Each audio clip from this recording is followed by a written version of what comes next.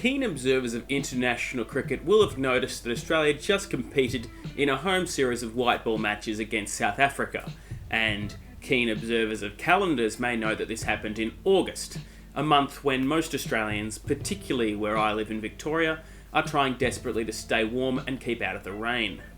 Further, anyone who has even a cursory understanding of Australian sport will know that August is when the winter sporting codes go into overdrive, as they wrap up their home and away seasons before going into the September final series. All throughout which they invariably and inevitably suck up all the oxygen from the Australian sports media landscape. What I'm saying is that this is not Australian cricket season. At all. At least not traditionally. Traditionally, there are firm delineations and divisions between football season and cricket season.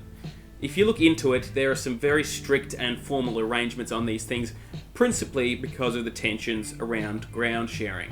But it's also born from an era prior to professionalism. The idea that there ought to be strict delineations and divisions between when cricket is played and when the football codes are played comes not just from an era when players were amateur or part-timers, which they were of course, but in many cases the cricketers were the footballers. Without going into a full history of Australian rules football, it is said that the sport was created with the purpose of keeping cricketers fit during the winter. Tom Wills, who is widely credited with creating the game, was also one of Australia's first great cricketers in an era well before Test cricket even began to exist. Needless to say, over the years, many great cricketers were also top division league footballers, including Keith Miller, Jeff Marsh, Simon O'Donnell and Max Walker. I'm less versed in the rugby codes, but likewise, the seasonal divisions meant that some players would play both at a very high level. In rugby league, the highest profile of these seems to be by far Ray Lindwall, one of the greatest pace bowlers Australia has ever produced. And in union, there are two players who played Test cricket for both Australia and Test international rugby for the Wallabies. But the games have changed. Professionalism across the board has meant that it's not realistic to train for both football and cricket as a professional. Athletes can and have switched from cricket to football codes. It does happen, but it effectively requires you to put your cricket career on hold or retire completely. And even with AFL incentives that make clubs actively seek out these sorts of players, it's still relatively uncommon. That said, notable Category B rookies in the AFL include Alex Keith and Will Parker. All of this is to say, where once you couldn't play cricket in August because all your players would be playing football, this is no longer an obstacle. Players like Mitch Marsh and Cameron Green would probably have been playing in the waffle at this time of the year in an era gone by, but professional contracts have made that simply not an option for anyone. Players play more cricket now, they train more. Nobody can afford for players to risk injury playing a secondary sport. There's simply too much money going around in all directions, and it's a complete non-starter. Likewise, in an era gone by, a player like Harry DeMattia, who played underage cricket for Victoria and Australia, would likely be spending his summers playing cricket. So with all that out of the way, we get back to the weather. It's been cold in most of the major cities for months. It's been raining and most days have been miserable. I also quite clearly have a seasonal cold right now, so which I'm trying to hide as much as possible. However, this seasonal division doesn't really mirror the climatic realities of all of Australia. As you venture further north, places like Mackay, Darwin and Cairns, the months of August and September actually become the driest months of the year. And whilst they're also generally the coldest, we're talking like 32 degrees rather than 40. The typical months we consider to be cricket season in the most populated parts of the country are simply inhospitable in, say, Darwin, when rainfall and heat make it impossible to play. Speaking of Darwin specifically, August is cricket season, and it's late cricket season really, as the sport is generally played between April and September. Whilst throughout North Queensland it is still generally played in the same schedule as most of the country, the climate is still perfect for playing cricket in August. Hence, Australia are playing home matches in winter, even if it's not really winter. Australia are starting to use the enormous opportunity they have with their enormous climatic diversity to play year-round to their advantage. Of course, Australia have played cricket in the north in irregular months before.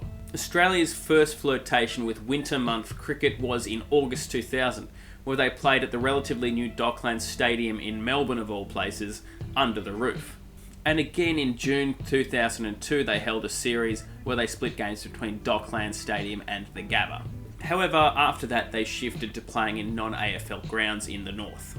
In 2003, they hosted a 2-test series against Bangladesh in Darwin and Cairns, followed by 3 ODIs. The year later, they played 2 tests in July against Sri Lanka, and then in August and September of 2008, they again staged a 3-match ODI series in Darwin against Bangladesh. But after this, nothing. It really looked for a long time like this had been a passing fad for Australia, that they had simply decided not to continue with. But in 2022, it returned after 14 years, with Australia hosting 6 ODIs in August and September, split between Townsville and Cairns. Followed, of course, 3 years later by this current latest series. So it's not exactly new, but it appears that CA are finally starting to really consider how the climate in North Queensland and the Northern Territory can be utilised to play as much cricket as possible. Aside from the men's international side, Cricket Australia have scheduled more matches in the north for the women's team and the A-sides. And in recent years there has been a real buy-in to the top end T20, a competition between a range of disparate teams including Big Bash A-sides, Pakistan A, Nepal, Territory teams and even an MLC team. Taking place in August, it offers a really good opportunity for good players to come to Darwin ahead of the full-blown domestic season and play some high-quality cricket in front of fans who don't have a BBL or a state team to get a fix of cricket from and extremely intermittent international fixturing. It might not be the same thing as having Jos Buttler or Jasprit Bumrah coming to town, but having established Big Bash players like Darcy Short, Jordan Silk and Will Sutherland, with some internationals like Mohammad Wazeem, is good for everyone, including the developing Australian domestic players. The NT in North Queensland don't offer CA a golden goose from which they can simply double their games played and keep cricket at the forefront of public imagination year round, but playing games up north does offer Australia a unique opportunity to fit in an extra series each season, service fans otherwise deprived of live sport, and certainly, whilst this series hasn't been headline dominating, I have heard people talking about how good Tim David and Dewald Brevis are and Marnus Labuschagne's form, so clearly some people are paying attention even in footy season.